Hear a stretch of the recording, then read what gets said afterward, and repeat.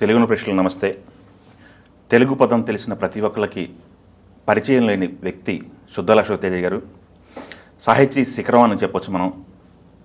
Latest sensational రాజధాని files అనే cinema ద్వారా 2 పాటలు రాశారు. ఈ సినిమా రిలీజ్ అయ్యి సెన్సేషన్ క్రియేట్ చేసింది. అలానే ఆ పాటలు కూడా విపరీతంగా జనాల్లోకి వెళ్ళినాయి. సుద్దాల అశోక్ తేజ గారు మాట్లాడదాం. సార్ నమస్తే. సార్ నమస్తే. హాయ్ వేణు, బాగున్నావా? బాగున్నా సార్. మనకి లేటెస్ట్గా రిలీజ్ అయినటువంటి సినిమా రాజధాని ఫైల్స్. ఈ చిత్రంలో మీరు 2 పాటలు రాయడం జరిగింది.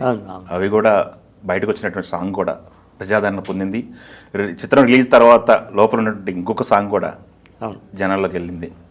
మీకు ఎలాంటి ఫీడ్బ్యాక్ వస్తుంది? అంటే ఫీడ్బ్యాక్ అయితే ముఖ్యంగా సినిమా మీదనే ఎక్కువ ఫీడ్బ్యాక్ ఉంది.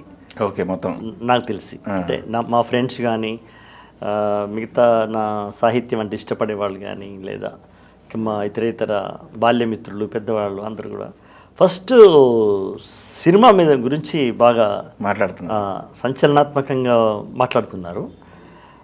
తర్వాత నా పాటల గురించి కూడా ముఖ్యంగా ఏంటంటే ఈ గుడివాడ క్యాస్నో పాట నువ్వే రాసినావా, నీ పేరు వచ్చింది అంటున్నారు. అంటే నేనే రాశానే, నేను రాస్తే నీ పేరు వస్తుంది అంటే నీకు మరో పేరు వచ్చింది ఈ పాటతోటి నేను చెప్పా. అంటే సినిమా రైటరు గంగాజలం లాంటివాడు.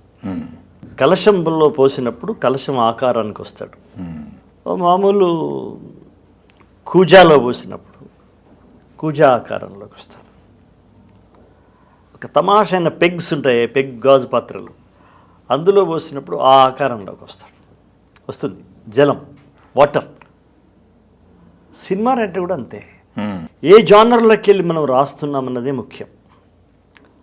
ఆ జానర్లో ఆ సన్నివేశానికి ఆ జానర్కి ఆ 3 నిమిషాల 4 నిమిషాల పరిధిలో మనం ఆ సినిమాని ఎంతవరకు ముందుకు తీసుకెళ్ళాము మన పాట ద్వారా అన్నదే మాకు లెక్క.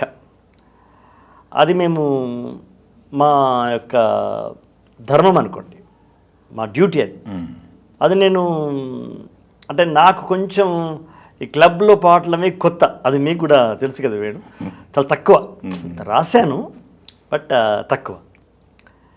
ఇది పర్ఫెక్ట్గా నాకు ఛాలెంజ్ లాగా అనిపించింది. డైరెక్టర్ భానుశంకర్ గారు చెప్పి ఇది మీరు రాయాలంటే నాకెందుకు చెప్తున్నావు ఇది అని అన్నాను.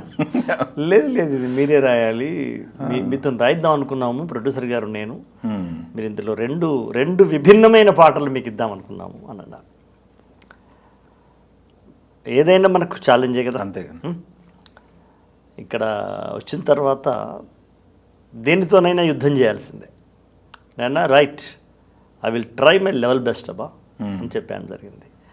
నేను అనుకుంటున్నా ఇవాళ థియేటర్లో ఆ పాట మీద వస్తున్న రెస్పాన్స్ కానీ లేదా ఆ పాట చూస్తున్న వ్యూవర్స్ కానీ చూస్తే నేను అనుకున్న అంచనాలకు మించే నాకు రెస్పాన్స్ వచ్చినట్టు అనిపించింది అనమాట. అయితే ఇంకొకటి సార్, థియేటర్లో చూస్తున్నసేపు కూడా సినిమా ఆ పాట రాగానే విజిల్స్ ప్లస్ వన్స్ మోర్లు అడుగుతున్నారు థియేటర్లో. సినిమాలో వన్స్ మోర్లు రంగస్థలంలో అడిగినప్పుడు అది రేర్ జరిగింది సార్. ఇంతకుముందు ఇప్పుడు 90s పాటలు సినిమా హిట్ అయిన తర్వాత రిపీట్ పాటలు వేసేవాళ్ళు. అవును, రిపీట్ ఆడియన్స్ కోసం రిపీట్ పాటలు వేసేవాళ్ళు. బట్ ఇప్పుడు వన్స్ మోర్ వస్తుంటే అందరూ షాక్ అనమాట. ఇంకొకటి సార్, ఇంకొక పాట రాశారు మీరు ఈ రైతులు పాదయాత్ర మీద. అది నా blood signature. It's my blood signature. అంతా ఒకసారి ఒక ఎమోషన్ గురి అయింది అనమాట. ఆ సాంగ్ చూస్తున్నాను చెప్పి థియేటర్లో. అఫ్ కోర్స్ అది బయటికి రాలేదు కాబట్టి చూడని ప్రేక్షకులకి తెలియదు. అదే నేను ఎదురు చూస్తున్నాను, యూట్యూబ్లో ఎప్పుడు వస్తుంది కదా అని చూస్తున్నాను. చూస్తున్న ప్రేక్షకులు ప్రతి ఒక్కళ్ళు కూడా చాలా ఎమోషన్ క్యారీ అవుతుంది. It's the signature of tears అబ్బా. ఒక కన్నీటి సంతకం, ఒక రక్త సంతకం అంటారే, అలాంటి పాటలలో అదొకటి. మీరు ఈ సినిమా నేపథ్యము ఈ స్టోరీ చెప్పినప్పుడు మీరు ఏం ఫీల్ అయ్యారు సార్? ఎందుకంటే ఈ సినిమా చేయడానికి చాలామంది టెక్నీషియన్స్ వెనకడుగు వేశారని చెప్పేసి డైరెక్టర్ చెప్పడం జరిగింది. టెక్నీషియన్స్ అయినా కానీ అఫ్ కోర్స్ ఆర్టిస్టులు అయినా సరే కాస్త భయపడ్డారని చెప్పేసి ఆయన మాట్లాడడం జరిగింది ఆయన. బట్ ఈ స్టోరీ మీ దగ్గరికి వచ్చినప్పుడు భాను గారు మీకు సిచ్యువేషన్ చెప్పినప్పుడు మీ ఫీలింగ్ ఏంటి? సినిమా వృత్తిలో ఉన్న అశోక్ తేజ లాగా రాయలా, దేశంలో రాష్ట్రంలో తెలుగు నేల మీద ఉన్న ఒక నిజమైన కవి స్పందిస్తే స్పందించాల్సిన సన్నివేశం ఇది రాయడం నా సామాజిక, నైతిక, సాంఘిక, సాంస్కృతిక బాధ్యత, రైతుల ఎడల నాకున్న కృతజ్ఞత. ఈ రెంటిని ఫీల్ అయ్యాను నేను. సత్యం చెప్తున్నాను. ఇప్పుడు అనేకమైన పాటలు రాసినప్పుడు ఒకసారి డైరెక్టర్ చెప్పే విషయానికి మనం దానికి భావోద్విగ్నతకు లోనవుతాము, ఇంకా మరో రకంగా లోనవుతాం. బట్ ఈ సన్నివేశం చెప్పినప్పుడు నేను కళ్ళారా చూస్తున్న సంఘటనలు ఉన్నాయి. అది అమరావతిలో ఉన్న రైతుల ఊరేగింపు కావచ్చు, ఢిల్లీలో నడివీధుల్లో పంజాబ్ రైతులు, హర్యానా రైతులు అక్కడ వాళ్ళు అక్కడే రోడ్డు మీద వంటలు చేసుకుని అక్కడే నెలల కొద్దీ ఉండి వాళ్ళ మీదికి కార్లు తోలిన బిడ్డల్ని కోల్పోయిన ఎక్కడ భయపడకుండా తమ యొక్క ఆ ధైర్యం సడలిపోకుండా వాళ్ళు చేసిన ఘటన ఒకటి ఉంది.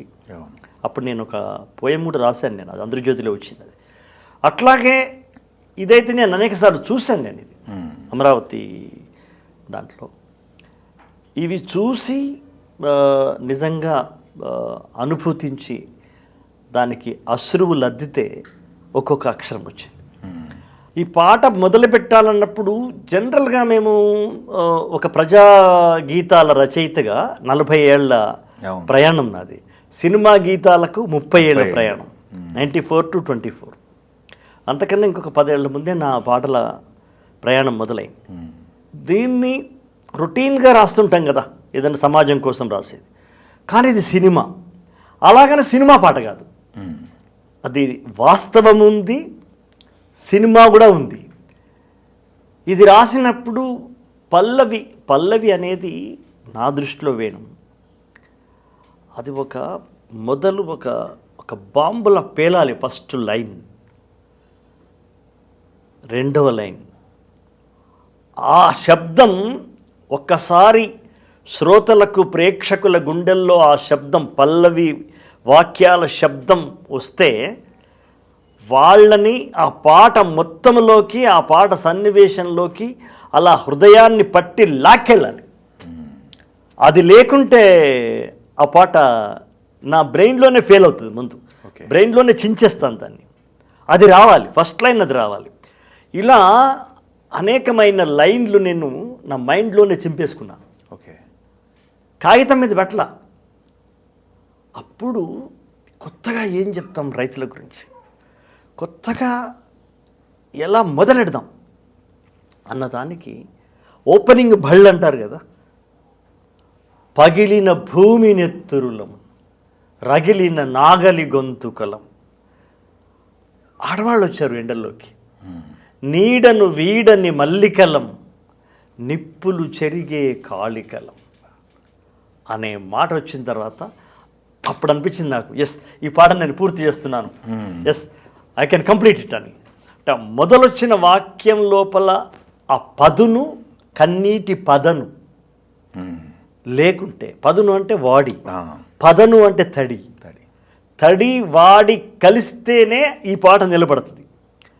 ఈ 2 వాక్యాలు రాసుకున్న తర్వాత నేను అనుకున్నాను, ఎస్, అంటే నన్ను నేను అభినందించుకున్నాను అనమాట. ఎస్, నువ్వు ఈ పాట రాయగలవు. అలా వచ్చింది. వాళ్ళు దినాలు, ఋతువులు, ఏమంటారు, నెలలు, సంవత్సరాలు గడిచినాయి కదా. అందుకని నేను వెంటనే కాలంలోకి వెళ్ళిపోయా. కణకణలాడే ఎండ, వడవడవనికే చలిలో నడక, జలజల గురిసే వాన. ఇలా సీజన్, ఆ సిచ్యువేషన్లో ఉన్న రీజన్, సీజన్ ఏంటి, ఆ సిచ్యువేషన్లో ఫిలాసఫికల్ రీజన్ ఏంటి, రెంటిని కలిపితే ఏర్పడినటువంటి ఒక విజన్ నా చేత ఈ పాట రాయించింది. అది చెబుతుంటే నేను బడి లోపల పిల్లాడు డిక్టేషన్ రాసినట్టుగా నా హృదయం చెబుతుంటే నేను రాసినట్టుగా రాశాను. మామూలుగా రాసింది కాదు, ఇది అనుభవించి రాసినట్టు ఉందండి. అంతే అంతే. వాళ్ళలో ఒకళ్ళు రాసినట్టుగా వాళ్ళు ఫీల్ అయినట్టుగా వాళ్ళతో పాటు నేను నడుస్తూ వాళ్ళతో పాటు నేను వానలో తడుస్తూ, వాళ్ళతోటి నడుస్తూ, వాళ్ళతో ఎండుతూ, వణుకుతూ, వాళ్ళ కన్నీళ్లు తొణుకుతూ రాస్తే ఇలా ఉంటుంది, ఇలా ఉంటుంది. ఇంకొకటి సార్, మనకి ఈ కమర్షియల్ సినిమా రాయటం వేరు, ఇట్లాంటి సినిమాలకి పాటలు రాయటం వేరు, పాటలు ఒప్పుకోవటం వేరు, అందుట్లో మళ్ళీ ధైర్యంగా పూర్తి రాయటం వేరు. నేను ఇందాక మిమ్మల్ని ఒక క్వశ్చన్ అడిగాను, ఇది ఏంటి పరిస్థితి, మీకు ఈ సినిమా రాస్తున్నప్పుడు ఏమైనా ఇబ్బంది పడ్డారా, లేకపోతే ఆలోచించారా ఒప్పుకోవడానికి అని చెప్పేసి? అస్సలు ఒక్క క్షణం కూడా, క్షణంలో 1000 వంతు కూడా నేను వెనక ముందు ఆలోచించలేదు. మీరు ప్రొడ్యూసర్ గారితో మాట్లాడినా, భానుశంకర్ గారితో మాట్లాడినా మీకు చెప్తాను, డైరెక్ట్. ఓకే, ఒక్క క్షణం కూడా. నేను I'm the son of Suddala Hanumanthu. నేను ప్రజాకవి సుద్దాల హనుమంతు, ఫ్రీడమ్ ఫైటర్ సుద్దాల హనుమంతు, జానకమ్మల బిడ్డని నేను. కాబట్టి తర్వాత ఏమవుతుందనే దాని గురించి ఏ నిమిషము నేను ఆలోచించలేను. నేను రైతుల కోసం రాస్తున్నా. వాడు అన్నదాత, వాడు జాతికి వెన్నెముక. దేశం కోసం బతుకుతున్న మనిషి ఏకంగా ఎవరైనా ఉన్నారంటే ఒకడు కిసాన్, ఒకరు జవాన్ కదా. కాబట్టి తర్వాత ఏమవుతుందనే ఆలోచన కూడా చేయలేదు బ్రదర్ నేను. నిజం చెప్తున్నాను. తర్వాత ఏమవుతుంది, తర్వాత ఏమైనా ఒత్తిడి వస్తుందా, బెదిరింపులు వస్తాయి, అసలు ఏమాత్రం ఆ విషయం కూడా ఆలోచించలేదు. నేను రాసేసాను. సినిమా కెరీర్ దాదాపు 30 సంవత్సరాలు, 94లో వచ్చినట్టున్నారు కదా, 2024 30 సంవత్సరాలు, 2500 పాటలు రాశారు పైన, నాకు తెలిసి ఇంకెక్కువ నియర్లీ 3000 ఒక 2000 దగ్గర సినిమాలు. మిమ్మల్ని ఒక సాహితీ శిఖరం అనవచ్చు అంటే ఏం లేదు, మనకన్నా వాళ్ళు ఉన్నారు కదా. అఫ్కోర్స్. అట్లాంటి మీకు రాజధాని ఫైల్స్ అనేది మీ జీవితంలో ఎలా గుర్తుండిపోద్ది? ఇప్పుడు మా తెలంగాణలో ఒక సామెత ఉంటుంది భాను, రైతేడ్చిన రాజ్యం, ఎద్దేడ్చిన వ్యవసాయం అరిష్టాల పాలవుతుంది అని మా అమ్మ చెప్పంగా, మా అమ్మమ్మ చెప్పంగా, మా ఊళ్ళో పేదవాళ్ళు, బాగా తెలిసి చదువుకున్న వాళ్ళు కాదు, అది మంచిది కాదు అని ఏదో ఒక రైతుల మీద అపారమైన తపస్సు చేసి పరిశోధన చేసిన ఒక సైంటిస్ట్ చెప్పిన మాట కాదు. తరతరాలుగా ఆనుచానంగా, ఆనువంశికంగా, వంశధారలాగా భూమినే నమ్ముకొని భూమి మీదే బతుకుతున్నా. ఇప్పుడు మనిషి నమ్మితే నోట్లో మట్టి కొడతాడు, కానీ మట్టిని నమ్ముకుంటే నోటికి అన్నం పెడతాది అని ఒక సినిమాలో ఒక మాట ఉంటుంది, పరుచూరి గోపాలకృష్ణ గారు రాసిన మాట అది. అలాగా ఆ భూమిని నమ్ముకున్నటువంటి ఆసామి అందం రైతుని, భూమిని నమ్ముకున్న ఆసామి వాళ్ళలో పుట్టి పెరిగిన వాడిని నేను. మా ఊళ్ళో నేను పల్లెటూరు వాడినే కదా, పల్లెటూరు వాడిని. తర్వాత మా నాన్న నైజాం రజాకారుకు వ్యతిరేకంగా, నైజాం రాజుకు వ్యతిరేకంగా భూమి కోసం, భుక్తి కోసం, బానిస ప్రజా విముక్తి కోసం పోరాటం చేసినటువంటి, ఒక చేత గన్ను ఒక చేత పెన్ పట్టుకున్నటువంటి యోధుడు నాన్న. ఆయన ఫ్రీడమ్ ఫైటర్, ప్రభుత్వమే గుర్తించింది. అమ్మ కూడా ఆయనతో పాటు నడిచింది. అప్పుడు మేమెవరం పుట్ల. ఇలాంటి కుటుంబంలో ఉన్నవాడికి రైతు గురించి కొత్తగా చెప్పాలా? కాబట్టి రైతేడ్చిన రాజ్యం, ఎద్దేడ్చిన వ్యవసాయం బాగుండదు అనేది నేను కళ్ళారా చూసి వాక్కుంటే రాసి అన్నట్టుగా ఈ పాట రాయడం జరిగింది. Great sir. ఇదంటే ఓకే, మీరు అనుభవించారు, దగ్గర నుంచి చూశారు, రంగరించుకున్నారు, అంతా ఓకే. క్యాసినో పాట రాశారు కదా, అది కొత్త అన్నారు, ఇంట్లో కూడా షాక్ అన్నారు. మా ఆవిడ షాక్ అయింది, ఇది కూడా ఇటు నువ్వే రాసినావా, ఇందులో పగిలిన భూమి నెత్తురలం అంటే అది నువ్వు రాస్తావులే నాకు తెలుసు అంది. దాని గురించి అస్సలు ప్రశంస లేదు. ఏంటి నా కాడ ఓకే, ఇది కూడా నువ్వే రాస్తావా, ఇది నువ్వు రాసినావా, దాని పేరైతే వస్తుంది, బహుశా నేనే రాసినట్టుంది అని నేను అవునా అని ఆశ్చర్యపోయినటువంటి సంఘటన. అంటే సినిమా ఈ 30 ఏళ్లలో నేను 1-6 రాసినట్టు ఉంది. సినిమా రైటర్ అన్నవాడు అన్ని రాయాలని చెప్తే ముందే, కాబట్టి ఇది రాశా. అయితే ఈ రాసినప్పుడు నేను భానుశంకర్ని ఏమన్నానంటే, నాకు ట్యూన్ ఇవ్వద్దు అన్న, నేనే రాస్తా అన్నా. అదేంటి సార్, ఇది డ్యాన్స్ పాట సార్, ఇది ట్యూన్ కంపల్సరీ అంటే, నేను ఒకసారి రాస్తాను భయ్, రాసినాక వినిపిస్తా, నువ్వు చూడు, బాగుందనుకుంటే మణిశర్మ గారికి ఇద్దాం, లేదనుకుంటే మణిశర్మ గారు వేరే ట్యూన్ ఇస్తారు, మళ్ళీ నేను వేరే రాస్తాను అని అనడం జరిగింది. నేను తీసుకొచ్చి నేను ఒక పద్ధతిలో వినిపించాను. ఒక భానుశంకరే మొదలు అటు ఇటుగా ఉన్నాడు, కానీ మిగతా మొత్తం డైరెక్టర్ టీము ప్రొడ్యూసర్ గారు అందరూ ఏకకంఠంతో బ్రహ్మాండంగా ఉందన్నారు. ఓకే, అది అయితే నేను నాకు చెప్పడం ఏంటంటే, ఒక క్యాస్నో బట్టి ఏముంది, నథింగ్ బట్ ఇదే కదా, హబ్ లాంటిది. అందులో రాజకీయాన్ని దీనికి ముడివేయాలని నేను అనుకున్నాను, అంతే తప్ప ఇప్పుడు టీవీల్లో అంటున్నట్టు కానీ ఇంకేదైనా అవి నాకేం తెలియదు అసలు. ఒక క్యారెక్టర్ ఉంది దాని మీద రాస్తూ అదంతా నాకేమీ తెలియదు. నేను రాజకీయ నాయకుల చేత నడపబడుతున్న రాజకీయ నాయకులు కూడా అక్కడ వచ్చి ఆడబడుతున్నా లేదా ఎంజాయ్ చేస్తున్నా అది నేను ఊహించుకున్నాను. నేను అది ఎట్లా ముడేద్దాం, దీనికి దానికి ఎట్లా ముడేద్దాం అని అన్నప్పుడు నాకు ఒక సోల్ దొరికింది. శృంగారం సినిమాలో శృంగారం ఏం కొత్త ఏం కాదు కదా, అది మహానుభావులు సముద్రాల గారి నుంచి శుద్ధాల దాకా వస్తున్న దాని ఒక లేరే కదా. శృంగారంలో ఒకరు ఓడినా, ఒకరు ఓడి ఒకరు గెలిస్తే అది పరిపూర్ణత రాదు. ఒక విచిత్రమైనటువంటి గేమ్ అనుకుంటే శృంగార క్రియ లేదా మామూలు సంసారం అనుకుంటే, ఇద్దరు గెలిచినప్పుడే దానికి ధన్యత, సార్థకత. ఇది నేను కొత్తగా కనుక్కున్నది కాదు. మీరు వాత్సాయనుడు రాసినటువంటి ఒక కామశాస్త్రం చదివినా, కొక్కోకం చదివినా, శృంగార క్రీడల గురించి అపారమైన సాహిత్యం మనకుంది. అంటే we're not the beginners or end కాదు. అందులో మొత్తం సారం తెలుసుకుంటే ఇద్దరు గెలిచినప్పుడే అది శృంగారం అనేటువంటి యజ్ఞం పూర్తవుతుంది. యాజ్ఞికుడు కాదు, శృంగారం అనేది ఒక యాగం అనుకుంటే ఒక్కరు కాదు, అక్కడ యాజ్ఞికులు కావాలి. అందులో ఒకరు స్త్రీ, ఒకరు పురుషుడు అవుతారు. అలా ఇద్దరు గెలిచే ఆట నా దగ్గర ఉంది అని చెబితే ఎలా ఉంటుంది అన్నప్పుడు, ఓడిపోయే ఆటలు ఉంటాయి, గెలిచే ఆటలు ఉంటాయి కదా అని ఆటోమేటిక్గా వస్తుందిగా. అవును, వచ్చినప్పుడు నేను అన్నా అనమాట, రేస్ ఆటలో, పేక్ ఆటలో ఒక ఓటమి, ఒక విక్టరీ జనరల్గా. అవును, నా గేమ్స్లో, రోమాన్స్లో ఇద్దరు గెలిచేటువంటి ఉంటుంది జనరల్గా. ఇంత న్యాచురల్గా నేను దీన్ని రాయడానికి నేను పెద్ద సర్కసే చేయాల్సి వచ్చింది. తర్వాత పదవాటలో, పవరాటలో పడిపోవుడో పదవెక్కుడో ఉండుంటుంది. అది ఎంత వాడికైనా అంత కరెక్టే కదా. అది సాక్షాత్తు ఒక ప్రధానమంత్రి లేదా ఒక ముఖ్యమంత్రి, ఒక పెద్ద మంత్రి లాంటి పోటీలో కానీ, అంటే పార్లమెంట్ ఎన్నికల్లో కావచ్చు, అసెంబ్లీలో కావచ్చు, ఈవెన్ వార్డు దాంట్లో కూడా కావచ్చు, ఒకరు గెలుస్తారు, ఒకరు ఓడిపోతారు కదా. అంతే. దాన్ని నేను తీసుకొచ్చి పెట్టా. ఎందుకంటే పాటల్లో, క్లబ్బుల్లో రాజకీయ ప్రమేయం ఉంటే ఇది కొత్తగా ఉంటుంది పాట. అవును అన్నది ఉద్దేశం. అందుకనే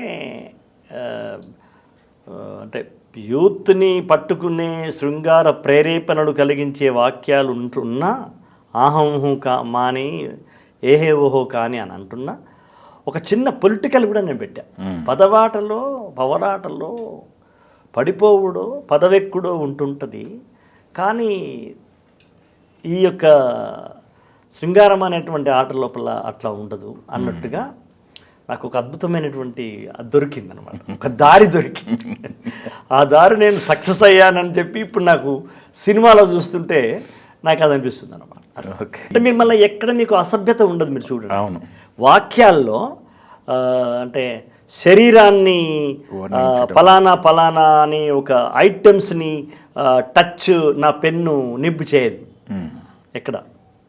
అది చేయకుండానే ఎంత రావాల్సిందో, ఎంత కలపాలో అంత కలుపుతూనే పాటను రంగరించి, శృంగారించి, సింగారించి ఇవ్వడం జరిగింది. అంటే ఇప్పుడు ఇది జనాల్లోకి వెళ్ళిపోయింది గట్టిగా, మంచి సక్సెస్ అయింది కాబట్టి భవిష్యత్తులో కూడా మిమ్మల్ని అడుగుతారేమో. ఏదైనా సినిమాలో ఏదైనా సక్సెస్ని బట్టే ఉంటుంది కదా. అవును, నేను శ్రీరాములంబలో ఒక విప్లవాల పాట బ్రహ్మాండంగా రాస్తాడని అవును అన్న తర్వాత వరుసగా అట్లాంటి సినిమాలు వచ్చినాయి. అవును, ఆ తర్వాత ఆ సినిమాలు ఆగిపోయినాయి. ఇప్పుడు విప్లవ రైటర్ మాత్రమే అన్నది నా మీద లేదు. అవును. తర్వాత నేను ఒక పర్సనాలిటీ డెవలప్మెంట్ రాశాను, మీరు చెప్పినట్టు ఒకటే జననం ఒకటే మరణం, భద్రాచలం పాట రాశాం. ఆ తర్వాత ఒక సెంటిమెంట్గా తల్లిదండ్రుల మీద పాండురంగంలో రాశాం. ఎక్సలెంట్ అండి. మాతృదేవో భవ, అటువంటి ఒక తల్లిని ఎలా చూడాలి, తల్లి తండ్రిని అనే విషయాన్ని, అమ్మకు బ్రహ్మకు మధ్యన నాన్నే ఒక నిచ్చెన, అది ఒక ఫాదర్కి ఒక అద్భుతమైనటువంటి గోల్డెన్ లైన్స్ కదా, అవును లెటర్స్. అట్లా అమ్మాయికి కూడా నీ నెత్తుటి ముద్దయ్య నా అందమైన దేహమని, బిడ్డ బతుకు దీపానికి తల్లి పాలే చమురని, తెలియనైతినమ్మ ఎరుగనైతినమ్మ, ఇలా అనేక జానర్స్ తర్వాత వచ్చినాయి. అవును, రాములమ్మ పోయిన తర్వాత అలా అలా వచ్చి రోబో దగ్గరికి వెళ్ళి ఇనుములో హృదయాన్ని మొలిపించుకొని, ఫిదాల్ లోపల క్రీమ్ బిస్కెట్ వేయించుకొని, ఆ తర్వాత సారంగ దర్యాలోకి వెళ్ళి కాళ్లకు వెండి గజ్జలు లేకున్నా చెక్కల గిల్గిల్ అన్నదాకా వెళ్ళి అలా అలా తిరిగి మళ్ళీ త్రిబులార్కి వచ్చేసి కొమరం భీముడు కుర్రాసు నెగడోలే మండాలి కొడకు కొమరం భీముడు. అది పాటలో నటించే వాళ్ళు కాదు, చూస్తున్న వాళ్ళకు కూడా అలా అయిపోతుంది అనమాట, బ్లడ్ వచ్చేస్తుంది. అందులోనే మళ్ళీ చాలా చల్లగా ఉండే పాట, కొమ్మ ఉయ్యాల కోనా జంపాల అమ్మ ఒళ్ళో నేను రోజుగాల.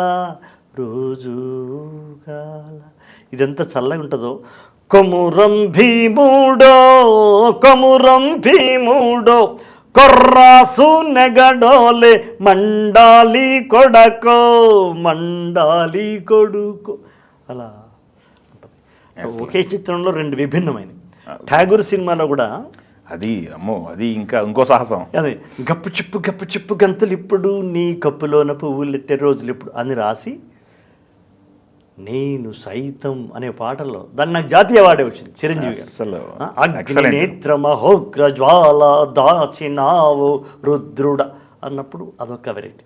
ఇందులో కూడా విచిత్రం ఏంటంటే రాజధాని ఫైల్స్లో కూడా ఒక జానర్లో ఒక జానర్ ఇలా నాకు జరుగుతూ ఉంటాయి అప్పుడప్పుడు. డైరెక్టర్ గారు ప్రొడ్యూసర్ గారు ఒక స్టెప్ తీసుకున్నారు, సినిమాకి వెళ్ళిపోయారు, సినిమా చేసేసారు.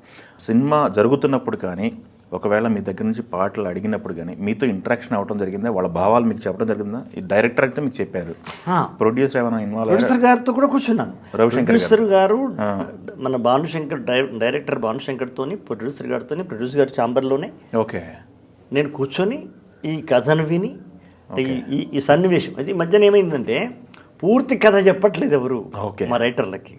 ఏం చెప్తారంటే, అంటే సీన్స్ ఏమన్నా బయటికి వెళ్తాయేమో, లీక్ అవుతాయేమో అని భయపడతారు. నాకు మాత్రం ఒక త్రోట్, ఒక రన్ త్రూగా ఒక లైన్ చెప్పారు.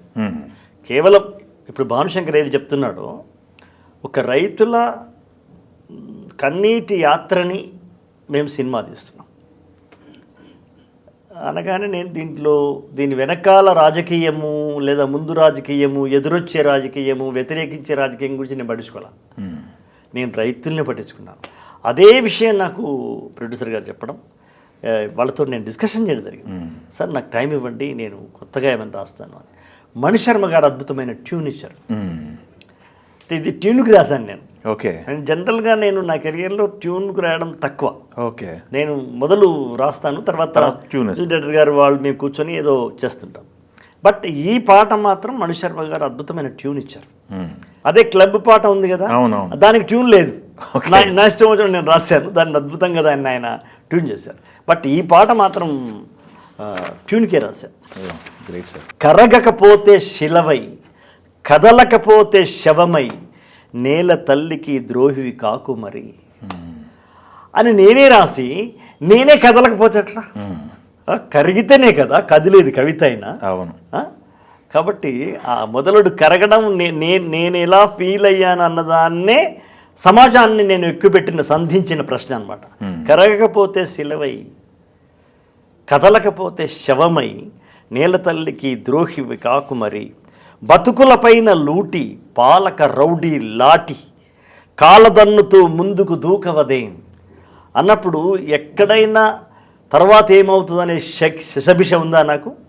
పాలక వర్గపు పాలక రౌడీ లాఠీ అనడంలో ఏమన్నా శశభిషలు ఉన్నాయా? అరే స్టూడెంట్స్ యూనియన్లో చిన్నప్పుడు చదువుకున్నప్పుడు లాఠీ దెబ్బలు తిన్నాళ్ళం, దెబ్బలు కొట్టించుకున్న వాళ్ళం. కాబట్టి అది అసలు ఆ వాక్యం రాయడానికి మా అనుభవాలకు, మా కుటుంబ నేపథ్యానికి అదంతా లింక్ అయి ఉంది ఈ పాట. నమ్మిన నేత మాటను తప్పిన ధూర్తుడని, ఐరావతి ఒకటే అందరి ఊపిరి ముడుపుగా ఏగుదాము ఏడుకొండలకు. అంటే న్యాయస్థానం నుండి దైవస్థానంలోకి వెళుతున్నటువంటి పాదయాత్ర అని నాకు చెప్పారు ప్రొడ్యూసర్ గారు, అట్లాగే భాను కూడా. అప్పుడు న్యాయస్థానం నుండి దైవస్థానం దాకా వెళుతున్నాయి ఈ యాత్ర. అది అలాగే జరిగింది కదా. నడుస్తున్నటువంటి దాన్ని వాళ్ళు మొదలుపెట్టినటువంటి ఆ యజ్ఞాన్ని వాళ్ళు ప్రభుత్వాలకి సుక్షేత్రం లాంటి పొలాలను తృణప్రాయంగా దానం చేయడం కానీ, ఇవన్నీ హృదయంలో కలగా పులగంగా కలిసిన రంగరించబడిన రక్తపు కన్నీటి సుళ్ళు తిరిగితే వెల్లువలా దూకిందే ఈ గీతం. నేషనల్ అవార్డు వచ్చిన మూడో వ్యక్తి కదా సార్ మీరు? మూడో వ్యక్తి. మీ తర్వాత బోస్ గారికి తమ్ముడికి మొన్న వచ్చింది. మొన్న బోస్ గారికి నాకు తెలిసి తెలుగు చిత్ర పరిశ్రమ 90 years అనుకుంటా. 90 yearsలో ముగ్గురికి రావటం గేయ రచయితలకు అనేది చాలా తక్కువ. అవునా, చాలా తక్కువ. ఒకటి మీకు శ్రీశ్రీ గారికి, మీకు తమ్ముడు చంద్రబోస్ గారికి, నలుగురికి. మీ త్రిబుల్-ఆర్లో మీ కొమరం భీవుడో పాట ఉంది, ఇందాక మీరు పాడిన కొమ్మ ఉయ్యాల పాట ఉంది. నాటు పాటకి ఆస్కార్ వరకు వెళ్ళారు. అప్పుడు మీరేమన్నా అరే నా పాట కూడా బాగానే ఉంది కదా అనే ఆలోచన ఏమన్నా వచ్చిందా? నా పాటకి ఏదో ఒక అవార్డు వస్తుందని అనుకున్నాను, కానీ ఆస్కార్ అవార్డు వస్తుందనే ఆలోచన నాకైతే రాలేదు. ముందు ఎవరు? బట్ నా పాట ఈ పాట కన్నా తక్కువ మాత్రం కాదనుకున్నా. తమ్ముడు చంద్రబోస్కి వచ్చిన సంతోషాన్ని వ్యక్తం చేస్తూనే నేను రాసిన కొమరం భీము పాట మాత్రం ఏమాత్రం తగ్గని పాటనే అని నా ఆత్మవిశ్వాసం నాకు. ఇప్పుడు అవార్డు వచ్చిందా, పురస్కారం వచ్చిందా లేదా అన్న తర్వాత విషయం, బట్ మనకు ఒక విశ్వాసం ఉంటుంది కదా. నేను రాసిన వాక్యాల లోపల ఆ విద్యుత్ ఉందా, ఆ విద్వత్ ఉందా లేదా అని చూసుకున్నప్పుడు సమతుల్యమే అనిపించింది నాకు. తర్వాత నేను దీనికి డెఫినెట్గా నేషనల్ అవార్డు వస్తాను అనుకున్నా, సెకండ్ నేషనల్ అవార్డు. అది కూడా రాలేదు. ఓకే, ఆస్కార్ అవార్డు వచ్చిన తమ్ముడికి నేషనల్ అవార్డు రావడం కూడా న్యాయమే కదా అనిపించింది. అలా అనుకున్నాను. బట్ ఇది ఎలాంటి అవార్డు ప్రపంచంలో ఉన్నా దానికి సమతుల్యమైనటువంటి పాటనే అని ఇప్పటికీ నేను ఆ పాట పట్ల నేను ప్రౌడ్గా ఫీల్ అవుతాను. Great sir. మీరు రాయటం ఒక ఎత్తు, ఆయన యాక్టింగ్ ఏంది, పాడడము, కిరవాణి గారి యొక్క అస్సలు మ్యూజిక్, అది మీరంతా ఒక ఎత్తు. రాజమౌళి గారి ధైర్యం, వాళ్ళిద్దరు ఫేసుల మీద, జస్ట్ ఫేసుల మీద పాట తీస్తారు, మామూలు విషయం కాదు అది. అసలు మీరు చూడండి, అసలు ఒక్కొక్క మిల్లీమీటర్ కూడా హెయిర్ కూడా కనపడుతుంది, మీకు మిమ్మల్ని కదిలించేస్తా ఉంటుంది. అక్కడ చరణ్ యాక్టింగ్ కానీ, ఇటు ఎన్టీఆర్ యాక్టింగ్ అయితే అసలు భూకంపమే, భూమి పగులుతుందంటారు చూసారా, అలాగనమాట. అలా అంటే అవన్నీ కుదిరితేనే పాట కుదురుద్ది. సినిమా పాట ఎప్పుడైనా ఏ ఒక్కరి సొంతమో కాదు, ఏ ఒక్కరి ఘనతనో కాదు. ఇప్పుడు అక్కడ రామారావు, ఎన్టీఆర్ అద్భుతంగా చేయకపోతే మేము ఎంత రాస్తే ఏమి. ఆ పాట కూడా నాకు సంతోషం ఏంటంటే, నేను రాసిన తర్వాత కిరవాణి గారు ట్యూన్ చేశారు. అది ట్యూన్కి రాసిన పాట కాదు. కొమ్మ ఉయ్యాల కూడా ట్యూన్కి రాసిన పాట కాదు. అది నేను రాసి నాకు తోచినట్టుగా వినిపించిన తర్వాత దాన్ని వాళ్ళు ట్యూన్ చేయాలి. అసలు రాజమౌళి గారు మీకు ట్యూన్ లేదు, మీరు నచ్చినట్టు మీరు రాయండి 2 పాటలు అని చెప్పాడు. అలా రాయడం జరిగింది. ఇప్పుడు వర్క్ కూడా స్టార్ట్ అయింది. మీకు ఏమైనా కబర్ వచ్చిందా నెక్స్ట్ సినిమా రాజమౌళి గారిది? లేదు. అంటే నిజంగా నేను రాయదగ్గ పాటలు ఉంటే ఆటోమేటిక్గా రాజమౌళి గారు పిలుస్తారు. నేను రాయదగిన పాట లేకుంటే పిలవకపోవచ్చు. నేను ఇప్పుడు 2 రకాలు ఉంటాయి ఇవేను. ఒకటి అమ్మదగ్గ పాటలు, రెండవవి నమ్మదగ్గ పాటలు. కాబట్టి నేనేమనుకుంటానంటే, నిజంగా నా అవసరం ఉంటే ఇండస్ట్రీలో ఉన్న ఏ పెద్దలైనా, ఏ అద్భుతమైన డైరెక్టర్లు కావచ్చు, ఇప్పుడిప్పుడే వచ్చిన కొత్త డైరెక్టర్ కావచ్చు, నా అవసరం ఉంటే నేనే రాయాలని భావిస్తే నాకు తప్పకుండా పిలుపు వస్తుంది అనుకుంటాను. అంతే తప్ప ఇంకా ఏమి మనము ఆందోళన పడడం కానీ, ఎదురు చూడడం కానీ, లేకపోతే వెతుకులాడుకోవడం కానీ, వెళ్ళి అడగడం కానీ లేదు. ఇవి 30 yearsగా లేదు. Great sir. ఇంకొకటి మనకి ఎక్కువ మీరు రాసిన పాటల డైరెక్టర్లు కానీ, మన మ్యూజిక్ డైరెక్టర్లు కానీ మిమ్మల్ని ఎక్కువ రిపీట్ చేశారు. ఇప్పుడు వంశీ గారు చూసుకోండి, వంశీ గారు రాసిన కృష్ణవంశీ గారు ఎన్ని పాటలు రాయించాను. అదే కృష్ణవంశీ గారి ఖడ్గంలో పాట అయినా, గోవిందరందరి వాళ్ళలో పాట అయినా, నీలి రంగు చీరలోను, అదైతే మరీ పరీక్ష. ఎందుకంటే పాడేది ఏదో వేణు లాంటి యువకుడు కాదు కదా, తాత పాడుతున్నాడు. పోనీ తాత ఏమన్నా ఏదో క్లబ్కి వచ్చి పాడుతున్నాడా? కాదు, నాయనమ్మ మీద పాడుతున్నాడు. అది ఎంత అసిధారావర్తం అది. అంటే ఒక తాత నోట వేరే అసభ్యమైన మాటలు రాకూడదు కదా. అక్కడ సినిమా థియేటర్లు కాదు, సినిమాలో మనవలు ఉన్నారు, సినిమా థియేటర్ బయట కూడా మనవలు ఉంటారు కదా. కాబట్టి తాత నోట ఏది అనిపించాలో అది అనిపించాలి. అక్కడ నా కృష్ణవంశీ నన్ను బాగా ఇరకాటంలో పెట్టి అద్భుతంగా రాయించినాడు ఆయన. ఇబ్బంది పడ్డారేమన్నా? ఎక్కువ కాలం తీసుకోవడం, టైం తీసుకోవడం? దీనికైతే ఎక్కువ కాలం తీసుకున్నాను. ఈ సాంగ్ నా మొత్తం కెరియర్లోనే దీనికి ఎక్కువ టైం తీసుకున్నాను నిజంగా.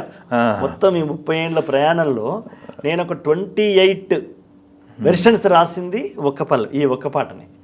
నేను ఎప్పుడు 3 వెర్షన్ల కంటే ఎక్కువ రాయను. 4వ వెర్షన్కి వచ్చేస్తే, సార్ ఇదేదో మనకేదో వేవ్ లెంత్ కుదరట్లుంటుంది సార్, వదిలేద్దాం అని అంటాను నేను ఓపెన్గా. కృష్ణవంశీ కూడా అన్న కూడా వదలలా, ఇది నువ్వే రాయాలన్నాడు. నాతో రాయించాడు, చాలా పాటలు రాయించాడు ఆయన నాతో. నిన్నే పెళ్ళాడతల్లో అది ఆడవాళ్ళ పాట ఒకటి ఉంటుంది కదా, అది చందమామలో రేగు ముల్లోలే, అమ్మో, ఇలా చాలా రాశారు. వేరియేషన్స్, మామూలు variations. He knows about me well Krishna Vamsi. నేను సినిమా ఇండస్ట్రీలో వచ్చిన తర్వాత ఏదైనా బాధపడ్డ సందర్భాలు ఏమన్నాయి? అనేక సందర్భాలు ఉన్నాయి. ఓకే, అనేక సందర్భాలు ఉన్నాయి. మీకు గాయపడ్డవి, మీకు కూడా, నాకు కూడా. అయ్యో, అది మా దాసరి గారికి అప్పుడు చెప్తే, అరే ఇవన్నీ న్యాచురల్ రావి, ఇవి మనకు లేకుంటే మనం సినిమా వాళ్ళమే కాము అన్నాడు ఆయన. గ్రేట్. అవమానాలు, ఆశాభంగాలు. ఇప్పుడు మనతోని పాట రాయిస్తారు, రాత్రి ఓకే అంటారు, తెల్లవారి ఇంకొక రచయిత రాసిన పాట రికార్డింగ్ అవుతుంది. Okay okay. అప్పుడు రాత్రి రాసి ఓకే అనిపించుకున్న రైటర్ హృదయము ఎన్ని ముక్కలైపోయి ఉంటుంది. కెరీర్ స్టార్టింగ్లో జరిగింది సార్? కెరీర్ స్టార్టింగ్లో ఒక 3-4 ఏళ్ళు ఇలాంటివి చాలా అవస్థలు పడ్డాను. అంటే అవస్థలు అంటే మనం ఒక్కరమే కాదు, ప్రతి రైటరు పడి ఉంటాడు. అందులో నేనేమి మినహాయింపు కాదు, నేను కూడా ఆ బాధలు అనుభవించిన వాడిని. అయితే రాను వస్తుంటే ఏమవుతుందంటే, మనం కూడా కొంచెం ముదిరిపోతాం. ఓకే, మనం కూడా ముదిరిపోతాం కదా. పోతే మనకు కూడా రాసిన పాటల వల్ల వచ్చేటువంటి ఒక కాన్ఫిడెన్స్తో పాటు ఒక వెలుగు కూడా వస్తుందిగా.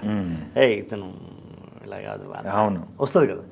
అతను ఏంటిది, అతను రవీంద్రరావు గారు రాశాడు, శంకర్ తమిళనాడు శంకర్ రాశాడు, కృష్ణవంశీ రాశాడు, దాసరి గారికి అయితే ఆయన ఆస్థానం కవిలాగా రాశాడు, మోహన్ బాబు గారు రాశారు. ఇది ఉంటుంది కదా.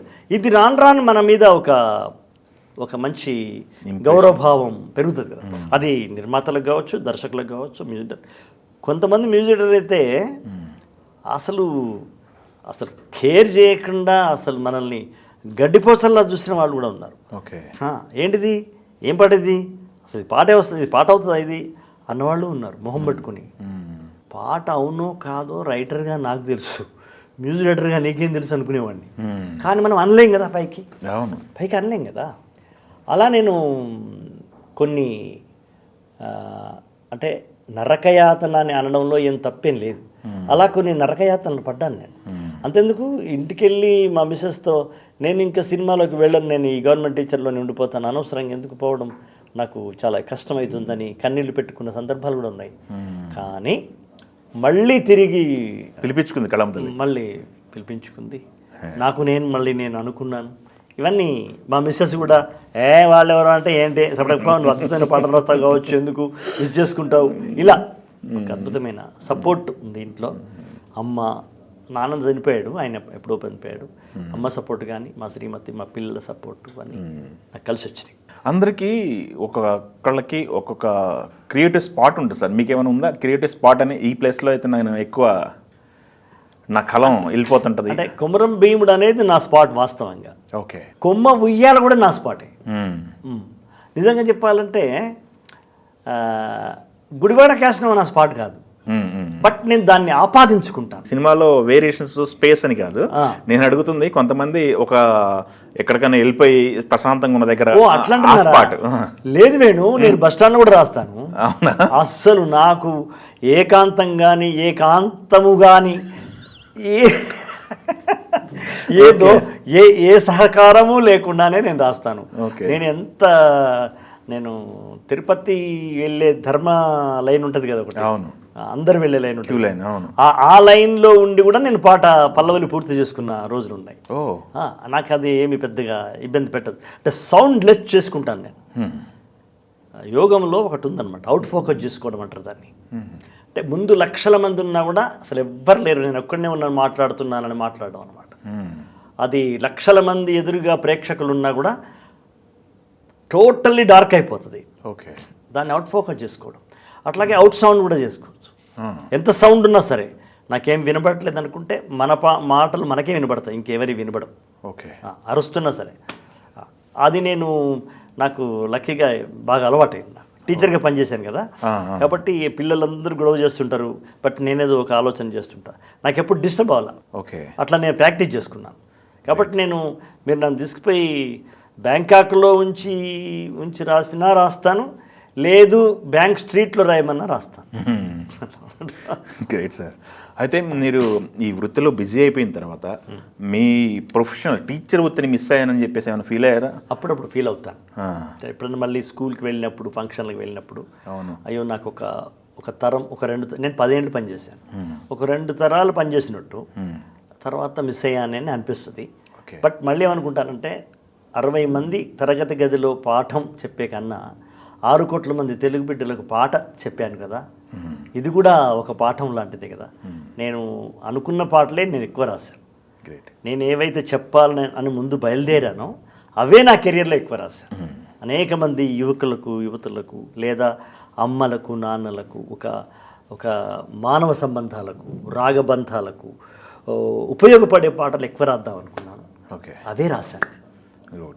మనం ఏదనుకుంటే అంటారు కదా, యద్భావై తద్భవతి అంటారు కదా, అదే జరిగింది. టీచ్ చేసిన స్టూడెంట్స్ మిమ్మల్ని కలుస్తుంటారా? కలుస్తారు అందరూ. కొందరు డాక్టర్లు, కొందరు వకీళ్ళు, కొందరు నాయకులు అయిపోయారు కదా, వాళ్ళందరూ కలుస్తుంటారు. ఆ చిన్నప్పుడు చెప్పిన ఆ ప్రేమ అట్లాగే ఉంటుంది. ఆ టీచర్కి ఒక అదృష్టం, అది టీచర్కి మాత్రమే అదృష్టం. మీరు అప్పుడప్పుడు మోటివేషన్ స్పీచెస్ అవి ఇస్తుంటాం లేదా ఇంటర్వ్యూలో కానీ. ఇప్పుడు కూడా మనం మాట్లాడుతున్న సంభాషణలో అనేకమైన మోటివేషనల్ పాయింట్స్ వెళ్ళిపోయినాయి గాల్లోకి. ఇప్పుడు మనం చేస్తున్న ఈ రాజధాని ఫైల్స్ ఇంటర్వ్యూలో కూడా మోటివేషన్ లైన్స్ వెళ్తూ ఉంటాయి. అది నాకు స్వాభావికంగా జరుగుతూ ఉంటుంది యాజ్ అ టీచర్ కాబట్టి. ఆ మార్గదర్శకత్వం ఎప్పుడు నా మాటల్లో అలవోకగా స్వాభావికంగా వస్తూ ఉంటుంది. ఉత్తేజ్ గారు మీకంటే ముందు ఇండస్ట్రీలో ఉన్నారు కదా? వాడు నాకంటే ముందు 6 ఏళ్ళు, వాడు నాకంటే చాలా చిన్నోడు. వాడు నాకన్నా ముందు దాదాపు 6-7 ఏళ్ళు ముందు వచ్చినాడు. అసలు నిజంగా చెప్పాలంటే ఉత్తేజే కదా నన్ను తీసుకొచ్చింది. అవును సినిమాలో తీసుకొచ్చింది వాడే. అవును. నేను రానుపోరా బాబు అంటే లేదు రామామయ్య అని. ఉత్తేజ్ గారు తెలుసు నాకు కూడా, బాగా జరిగింది. బట్ మీకు సిక్ అయినప్పుడు అతను పడ్డ బాధ. నాకు లివర్ ట్రాన్స్ప్లాంట్ అయింది. ఒక దశలో యూట్యూబ్లో, సోషల్ మీడియాలో నాకు శ్రద్ధాంజలి ఘటించారు. మీరు చూసిండో లేదో, నా ఫోటో పెట్టి శ్రద్ధాంజలి కూడా ఘటించేశారు.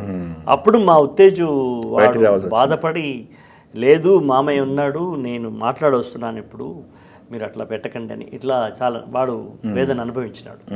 కానీ భగవంతుడు వాళ్ళ మిస్సెస్ని తీసుకెళ్ళిపోయి డల్ అయిపోయాడు. తర్వాత ఇప్పుడు ఎలా ఉన్నా సార్ మనం, కానీ మోస్ట్ టాలెంటెడ్ సార్ మీకు ఉత్తేజ్ గారు. ఉత్తేజ్ పరిచయం ఉన్న వాళ్ళు కానీ, ఉత్తేజ్ గారిని దగ్గర నుంచి చూసిన వాళ్ళు కానీ, నాకెందుకో ఇప్పటికే అనిపిస్తుంది ఉత్తేజ్ గారికి ఇవ్వాల్సినంత ఇవ్వలేకపోయిందేమో సినిమా ఇండస్ట్రీ అని ఫీల్ అయ్యి. నిజమే, అది నేను కూడా ఫీల్ అవుతాను. నేను కూడా ఎందుకంటే he can write, yes, he can direct, he can act కదా. అవును, ఏం చెప్పలేము. ఓకే. ఇప్పుడు వాడు మయూఖ ఫిల్మ్ ఇన్స్టిట్యూట్ పెట్టాడు, నటన ఇన్స్టిట్యూట్. అది అద్భుతంగా సాగుతుంది. గ్రేట్. 20 బ్యాచ్లు అయిపోయినాయి, 22వ బ్యాచ్ నడుస్తుంది. టీం అంటారో బ్యాచ్ అంటారో నడుస్తుంది. అందులో యాక్టింగ్ నేర్చుకున్న పిల్లలందరి వాళ్ళ సినిమాల్లో వాళ్ళకి పాత్రలు దొరుకుతున్నాయి. అదొకటి సక్సెస్ఫుల్గా నడుస్తున్న అదొకటి. తర్వాత ఏదన్నా ఇంపార్టెంట్ పాటలు పాత్రలు వచ్చినప్పుడు పిలుస్తారు. ఇందాక ట్రాన్స్పరెంట్ అయిందన్న కదా లివర్, అది నాకు ఇప్పుడు హెల్త్ మొత్తం అంతా ఓకేనా సార్? బాగుంది. అంటే ఇప్పుడు 3 సంవత్సరాల 9 నెలలు అవుతుంది. నా కొడుకే నాకు లివర్ ఇచ్చాడు. కాబట్టి అంటే నా కొడుకు లివర్ ఇవ్వడము కూడా నేను బతకడానికి ఉపయోగపడింది. అంటే కొంతమందిది రిజెక్ట్ చేసే అవకాశాలు ఎక్కువ ఉంటాయి. కొడుకువి కూడా రిజెక్ట్ చేయొచ్చు, కానీ ఆ అంశం తక్కువ ఉంటుంది పర్సెంట్. అది తర్వాత కొడుకుతో పాటు కోడలు కూడా ఒప్పుకోవడం, అది గ్రేట్ అండి. అది గ్రేట్ కదా. ఇప్పుడు డాక్టర్లు అడుగుతారు, ఒంటరిగా పిలిచి వీడియో తీస్తూ బలవంతంగా మీ భర్త లివర్ తీసుకుంటున్నారా, ఇప్పుడు మీరు చెప్పినా మేము ఈ స్పాట్లో ఆపేస్తాం అంటే, రేపొద్దున మేము ఆపరేషన్ థియేటర్కి వెళ్ళడానికి ముందు జరిగిన వాళ్ళు. అప్పుడు ఆమె ఏమాత్రం అటు ఇటు అయినా కూడా నేను ఇప్పుడు బతికేవాడు కాదు. ఆమె చాలా ప్రేమతో ధైర్యంగా, లేదండి మేము బతికించుకుందామని ఇంత ప్రయత్నం చేస్తున్నాము నేను మా ఆయన. అంటే మన బిడ్డ ఏం కాదు ఆమె, ఒకరింటి వచ్చించో బిడ్డ, అలా చెప్పడం గ్రేట్ అండి చాలా. కాబట్టి ఆ విషయంలో నేను చాలా అదృష్టం. ఎట్లా అండి, అది బయట నుంచి వచ్చారా, అది ఎట్లా మనకి బంధువులు అమ్మాయా, ఏంటి పరిస్థితి? ఏమీ లేదు, కొత్త అమ్మాయి, అసలు ఎలాంటి బాంధవ్యాలు లేనమ్మాయి, ఊరికే అలా తిరుగుతూ చూసి సెలెక్ట్ చేసుకున్న అమ్మాయి. ఓకే. అయితే నా పిల్లలు 3 రెడీ అయినారు, మా అమ్మాయి, మా పెద్దబాబు, చిన్నోడు, 3 రెడీ అయినారు డెలివరీ ఇవ్వడానికి. కానీ అంటే అటు పెద్ద కోడలు ప్లస్ మా అల్లుడు, ఈ చిన్న కోడలు అందరూ కూడా ఒప్పుకుంటేనే కదా. అవును, వాళ్ళు 3 రెడీ అయ్యారు. అవును. కానీ డాక్టర్లు ఎంచుకున్న పరిస్థితి ఏంటంటే చిన్నోడిని ఎంచుకున్నారు, మా చిన్న కొడుకుని ఎంచుకున్నారు. అట్లా చిన్నోడిది తీసుకుంటే బెటర్ సార్, మీకు కొంచెం మీరు ఇంకా ఆరోగ్యంగా ఉండొచ్చు గ్రేట్ అని చెప్పేసి అట్లా జరుగుతుంది. ఆ రకంగా నేను మళ్ళీ మీ ముందుకు వచ్చి త్రిబుల్ పాటలు రాశా. After surgery I wrote that. ఈ సినిమా పాటల జర్నీలో మీరు కొంతమంది ఏం చేస్తారంటే డైవర్ట్ అవుతుంది, సినిమా పాటలు రాయటం, లేదనుకుంటే బయట ఏదైనా సాహిత్యాలు రాసుకోవటం, లేదా పద్యాలు రాసుకోవటం, బుక్స్ రాసుకోవటం, ఇవన్నీ ఉంటాయి. మీరు పూర్తిగా 70% అనొచ్చు, 90% అనొచ్చు సినిమా ఫీల్డ్కి అంకితం అయిపోయారు కదా. నేను సినిమా పాటలు 2000 పాటలు ఇవన్నీ రాస్తున్నా కూడా నేను డాక్టర్ సి నారాయణ రెడ్డి గారికి ఏకలవ్య శిష్యులు లాంటివాడిని. నేను బయట ఇంకొక ఛానల్ ఉంది నాకు. నేను ఇప్పటికి దాదాపు 12 పుస్తకాలు రాశాను. Great sir. అది నేను ఎప్పుడు వదిలిపెట్టలేదు. శ్రమకావ్యం అని ఒక అద్భుతమైన 6000 సంవత్సరాల మనిషి నడక, మనిషి ప్రయాణం ఎట్లా ఉందో, ఆయనము అంటే ప్రయాణం, రామాయణం అంటే రాముడి యొక్క ప్రయాణం, శ్రమాయణం రాశాను. శ్రమకావ్యం అని అంటే శ్రమ వల్ల, అంటే బౌద్ధిక శ్రమ, శారీరక శ్రమ, ఈ 2 కలిస్తేనే ఇవాళ ఈ అభివృద్ధి. అవును, అంతే కదా. ఇక్కడ ఈ టేబుల్లో ఒక ఇంజనీర్ ఉన్నాడు, ఒక కార్మికుడు ఉన్నాడు, ఒక కార్పెంటర్ ఉన్నాడు, డిజైన్ చేసిన ఒక ఇంజనీర్ ఉంటాడు. అట్లాగే ఆ దాని మీద ఒక అద్భుతమైన కావ్యం రాశాను. కావ్యం రాయడమే కాదు, దాన్ని నేను 55 సార్లు నేను 2 రాష్ట్రాల్లో నేను వినిపించాను, కావ్యగానం చేశాను. అట్లాగే నేను అడవిని మాట్లాడుతున్నానని ఇటీవల ఇంకొక పుస్తకం రాశాను. అంతఃపూర్వం రాసిన పుస్తకాలు ఉన్నాయి అవన్నీ. ఇది 11, 12 పుస్తకం. ఇప్పుడు నేను కొన్ని తెలుసు కానీ కొన్ని తెలియదు నాకు. శ్రమకావ్యం రాశాను, నేను అడవిని మాట్లాడుతున్నాను అని ఈ మధ్యన వచ్చినటువంటి కావ్యం. ఆ తర్వాత ఇప్పుడు నేను అశోక వనం అనేది రెడీ కాబోతుంది, అంటే ప్రింటింగ్ చేయబోతున్నాం.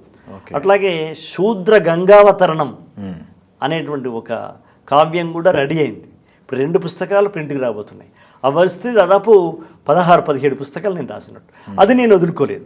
అట్లాగే సాహిత్య సభలలో మాట్లాడడం కానీ, కాలేజీలకు వెళ్ళి మాట్లాడడం కానీ, ప్రత్యక్ష ప్రేక్షక సంబంధాన్ని, ఇది ఎంత ఒత్తిడున్నా, సినిమా ఒత్తిడున్నా నేను వదులుకోలే.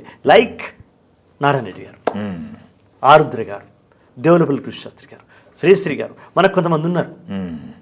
శ్రీశ్రీ కానీ పాటలు, తన కవిత్వం వదులుకోవాలి. కృష్ణశాస్త్రి గారు పాటలు, తన కావ్యాలు వదులుకోవాలి. అట్లాగే మీరు నారాయణ రెడ్డి గారు చూడండి, లేదా ఆరుద్ర గారు చూడండి, వీళ్ళు వదులుకోలే. నేను ఆ దారిలోనే నేను అవి చేస్తూనే సాయంకాలం త్యాగరాయ గాన సభ, రవీంద్ర భారతిలో సాహిత్య సమావేశాలు అటెండ్ అవుతూనే సినిమా పాట రాశాను. ఇప్పుడు ఉన్న జనరేషన్లో గ్లోబలైజ్ అయిపోయిన సినిమా, మన సినిమా వేల కోట్లలో బడ్జెట్ పెడుతున్నారు. అలానే చిన్న బడ్జెట్లో తీసిన సినిమాలు కూడా ఉన్నాయి. రీసెంట్గా రిలీజ్ అయిన చాలా సినిమాలు, బలగం కానీ లేకపోతే సినిమాలు చాలా ఉన్నాయి. వాటిల్లో ఇప్పుడు వస్తున్న కొత్త టాలెంట్కి మీరు సుద్దాల అశోక్ తేజ గారు అనే పెద్ద రైటరు, ఈయన పెద్ద రైటరు, ఈయన దగ్గరికి వెళ్తే మనం అందుకోగలమో లేదో, ఈయన్ని మనం భరించగలమో లేదో, బేరు చేస్తామో లేదో అని చెప్పేసి మనస్తత్వం ఉన్నవాళ్ళు మీ దగ్గర రాగలేక ఆగిపోయిన వాళ్ళు కూడా చాలా మంది ఉంటారు. వాళ్ళకి మీరేం చెప్పదలుచుకున్నారు? నన్ను అడగకుండా ఆగిపోయిన వాళ్ళను నేనేం చేయలేను, ఎందుకంటే వాళ్ళు ఎవరో తెలియదు కాబట్టి. కానీ నన్ను అడిగిన వాళ్ళని ఎవరు నేను మిస్ చేయలేదు. ఓకే, అనేక మంది లో బడ్జెట్ సినిమాలకి, లో బడ్జెట్ ఏంటి, మొన్న వైకల్యం అనే ఒక సినిమా వచ్చింది, షార్ట్ ఫిలిం అది. వైకల్యం అనే సినిమా చిన్న సినిమా, అది జస్ట్ మొత్తం 20 నిమిషాలు. నేను దానికి రాశాను. దానికి రాశాను నేను, అట్లా చాలా పిల్లలకి రాశాను. ఈవెన్ నేను వెబ్ సిరీస్ అంటారు చూడండి, అవును, వాటికి బడ్జెట్ వేరే తిరిగి ఉంటుంది. మా సినిమాలతోటి పోల్చుకోకూడదు, రాజధాని ఫైల్స్ తోటి త్రిబుల్-ఆర్తో పోల్చుకోకూడదు.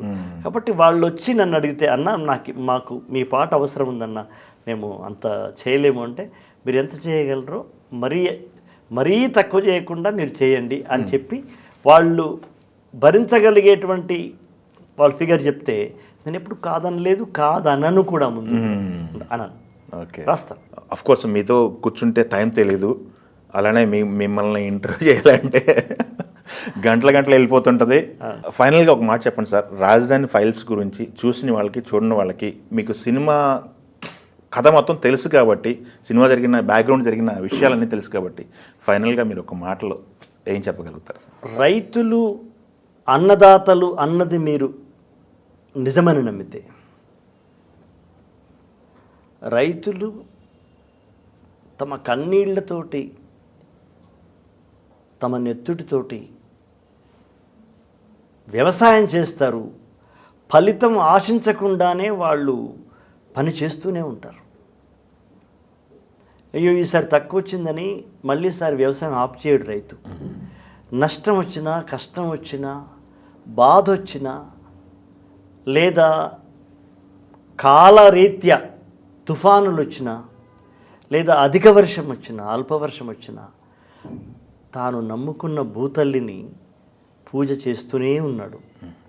అది నిజమని మీరు నమ్మితే రాజధాని ఫైల్స్ మీరు చూస్తారు, చూడాలి. వాళ్ళ ఆ రైతుల యొక్క జీవితాలని మీరు అర్థం చేసుకోవాలని, అందుకోసమైనా మీరు థియేటర్స్కి వెళ్ళాలని. రాజధాని ఫైల్స్ కాదు, రైతుల ఫైల్స్. అది ఏదో రాజధాని ఫైల్స్ అని పెట్టారు, కానీ నిజంగా చెప్పాలంటే, నేను నా భాషలో చెప్పాలంటే అది రైతు ఫైల్, అది రైతుల ఫైల్స్ మీరు చూడాలి. Thank you very much sir, మీరు అమూల్యమైన టైం మాకు ఇచ్చి సినిమాను గైడ్ చేసినందుకు thank you very much sir. Thank you.